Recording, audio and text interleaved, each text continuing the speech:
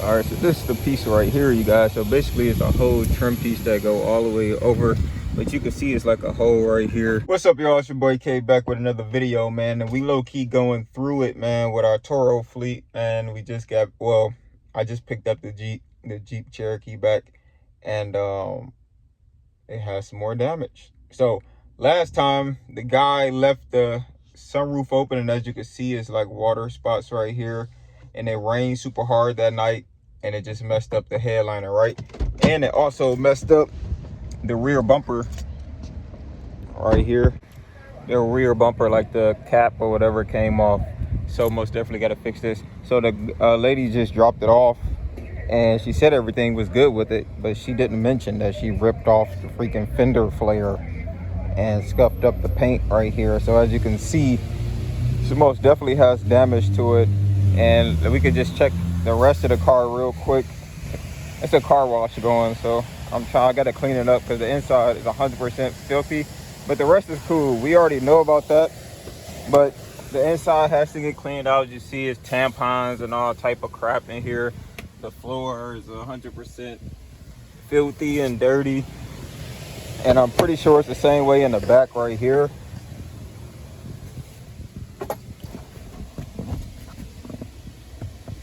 Yeah, so basically you can still see it right there. Like all that got soaking wet, bro, from the last time. So this is kind of like the second person I kind of like, you know, just did what they wanted to do in the car. But it's just weird because I talked to her on the phone, and, you know, she was asking me where to park the vehicle, and everything was cool. I asked her, you know, did the car do good for you? Was everything all right? She was like, yeah, everything is perfectly fine with the car.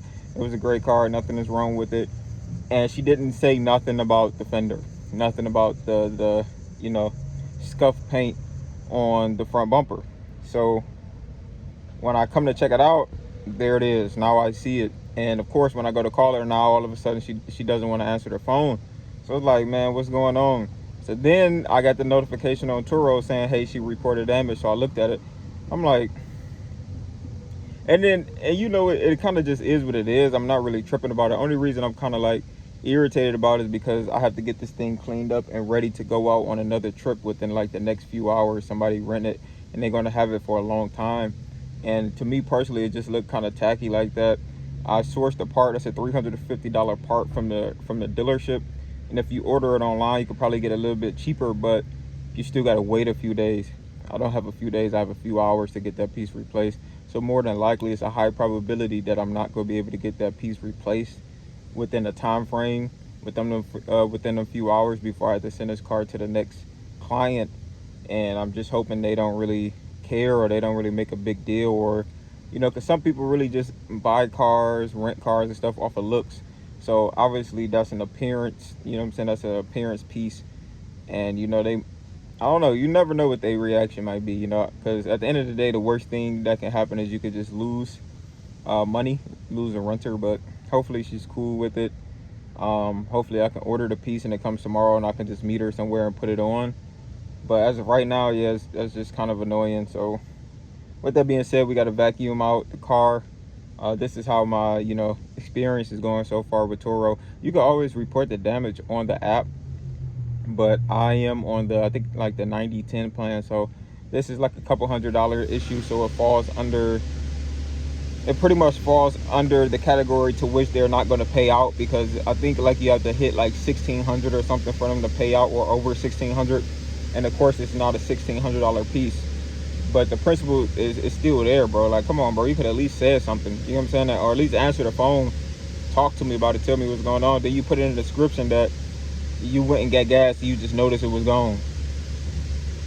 Bro, what? The car says otherwise, bro. More than likely you hit something and scraped the whole front side of the bumper and pulled the dang piece off, you know what I'm saying? But you talk about you just noticed that it was gone, like somebody just, like the wind just grabbed it and ripped it off the car. Like, it don't even make no sense. Anyways, bro, that's just what's going on. It's not that big of a deal. It's not the end of the world. It's just irritating because I want this car to be super presentable for the next person. That's my main issue right now. But as of right now, this is kind of how my experience is going. Once again, with the Turo thing, the other guy messed up the headliner, so I got to get that super clean. And the back bumper, just the cap or whatever, no biggie. But this one now is the bumper, front bumper, and the fender flare as well. And I got to just clean up this interior. So now we're about to vacuum the inside, get rid of all these tampons, wipe everything down, make sure we gassed up, make sure, you know, everything is good so we can get this thing to the next client and hopefully we can find that piece. So let's get the cleaning real quick.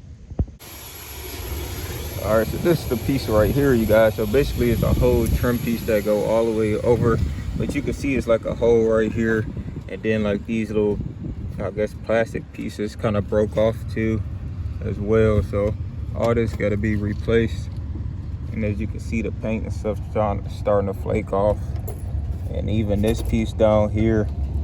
So yeah.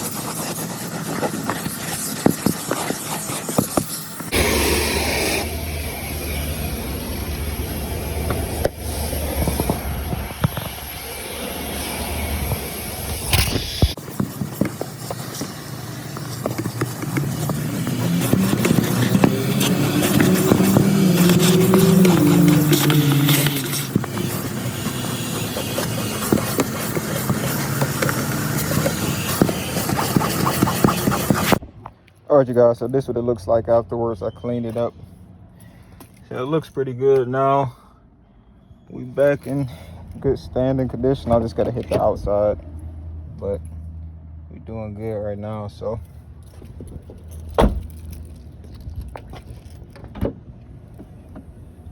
doing pretty good. So with that being said, man, I'm gonna probably see y'all next video, to be honest. But if you always wanted to do the Turo thing, I would say give it a shot. This stuff, it is kind of annoying for sure, but it is what it is, man. It's kind of the name of the game when you renting out your car to other people. Everybody drive cars differently. Everybody treat cars differently. Some people, they would have lost their mind and probably gave you $1 million for that amount of damage. But some other people, they literally just don't care, bro. So don't let this video scare y'all. I'm just giving y'all my experience of what I'm going through with the Turo thing. It's only like 2 bad apples I have so far, right?